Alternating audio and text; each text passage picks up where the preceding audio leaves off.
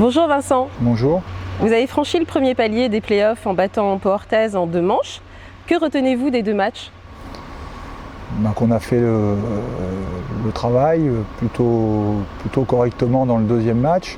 Ça a été plus difficile lors de l'entame, mais c'est souvent le cas. C'est pas forcément une mauvaise chose, parce que ça oblige tout de suite à se remobiliser, à se remettre en question. Si on avait gagné le premier match plus aisément, on n'aurait peut-être pas gagné le deuxième à Pau. Je crois qu'il faut garder le même état d'esprit, c'est-à-dire vouloir progresser au fil des matchs, en sachant que l'adversaire va être plus fort.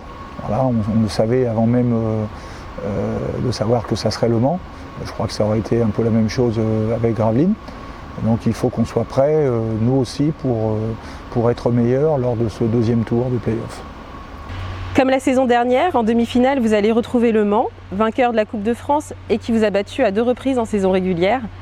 Quelles sont, d'après vous, les forces et les faiblesses de cette équipe? Déjà, c'est une équipe qui est différente de celle de l'an passé. L'an passé, en fin de saison, elle n'était pas très athlétique, en particulier à l'intérieur. Elle avait, par rapport à nous, un vrai déficit. Cette année, c'est l'inverse. C'est l'équipe la plus forte physiquement du championnat. Elle est particulièrement impressionnante au rebond, même si Gravelines hier a mieux jugulé cette force dans cette troisième manche. Mais par exemple, dans la deuxième manche que Gravelines a remporté sur le panier au buzzer d'Andrew Albici, Le Mans avait pris 40 rebonds contre seulement 22 à Gravelines. Et donc on sait d'ores et déjà qu'il faudra qu'on fasse de très très gros efforts pour contenir, je ne parle pas pour dominer, pour contenir cette équipe du Mans dans le secteur du rebond. Voilà, parallèlement à ça, elle est aussi agressive en défense, elle a de l'agressivité partout, en attaque également. C'est une équipe qui va vraiment vers le cercle, que ce soit dans les actions de post-up, mais aussi de pénétration, en particulier par son meneur de jeu, mais pas seulement. Vous allez avoir en face de vous des joueurs que vous connaissez très bien, comme Michael Gelabal et Roméo Trévis, qui a porté les couleurs de la SIG en début de saison. Est-ce vraiment un avantage? Non, pas nécessairement, parce que ce sont de forts joueurs, et même si on les connaît bien, on ne peut pas forcément les arrêter. Voilà, c'est plus le travail défensif des joueurs qui pourra les limiter, mais c'est pas une question de les connaître ou de ne pas les connaître. Voilà, quand Mike Gelabal est en bonne position à 3 points, il ne rate pas souvent, et on sait que Roméo Trévis est un joueur très complet, donc on peut peut-être parvenir à le gêner, mais malgré tout il va trouver lui aussi des moyens de s'exprimer. On a vu hier qu'il avait pris 16 rebonds, et l'autre aspect de son jeu qui me gêne, c'est sa capacité à passer la balle pour un joueur intérieur.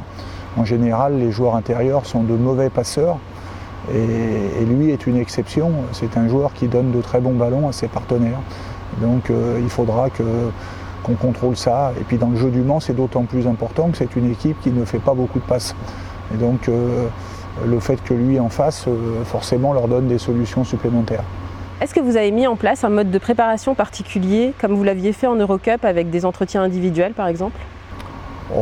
D'ici le match de samedi, on aura de toute façon ces entretiens. C'est pas quelque chose qui est particulier, c'est quelque chose qui est accentué dans les grands matchs. Donc la demi-finale en fait partie, et donc on va essayer d'ici samedi, effectivement, et puis après entre les matchs, parce que le match de samedi a beaucoup d'importance, mais ça ne sera qu'un match. Voilà, quoi qu'il en soit, quoi qu'il se passe samedi, il faut gagner 3 matchs, et ça c'est valable pour nous comme pour eux. Et je pense qu'il faut se préparer pour une série qui pourrait être longue. Donc il faut se préparer aussi aux ajustements. On a déjà au jour d'aujourd'hui une idée de ce qu'il faut faire pour battre Le Mans, comme eux doivent avoir une idée de ce qu'il faut faire pour battre Strasbourg, mais il faudra être capable de le reproduire. Et puis entre l'idée qu'on peut en avoir, il va y avoir la qualité d'exécution. Est-ce que dès le premier match, on va jouer juste contre cette équipe du Mans, ou au contraire avoir beaucoup d'à peu près, d'approximation? Et dans ce cas-là, il faudra être prêt à les corriger, ou au contraire, peut-être qu'on va faire un excellent match samedi, mais ça ne sera qu'une manche et il faudra être capable de continuer et surtout se préparer à leur correction à eux. Merci Vincent et bon match samedi. Merci.